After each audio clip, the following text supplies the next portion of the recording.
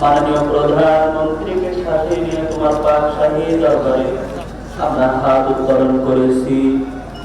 ইয়া রাব্বুল আলামিন, এই পুনরুত্থান কাজকে সম্পূর্ণরূপে কবুল আর মঞ্জুর করিয়া নেন। ইয়া রাব্বুল আলামিন, এই খাল উৎপাদন পরিপূর্ণতা দান করিয়া দেন। ইয়া রাব্বুল আলামিন, মাননীয় প্রধানমন্ত্রীর সম্মানিত পিতা শহীদ প্রেসিডেন্ট জিয়াউর রহমান সর্বপ্রথম এই খালটি উদ্বোধন করেছিলেন।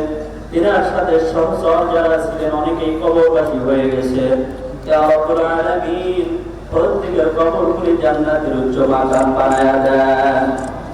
আয় আল্লাহ, মাননীয় প্রধানমন্ত্রীর সম্মানিত মাতা আপসহীন নেত্রী, তিনবারের সফল সাবেক প্রধানমন্ত্রী, আয় আল্লাহ বেগম জিয়ার কবরকে জান্নাতের উচ্চ মাকাম বানায়া দেন।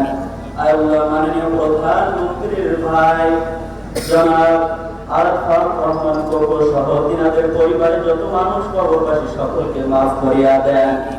আয় আল্লাহ, মাননীয় প্রধানমন্ত্রীর পক্ষ থেকে গৃহীত কর্তব্য যত কাজ আছে সব কাজগুলি করার তৌফিক দান করিয়া দেন।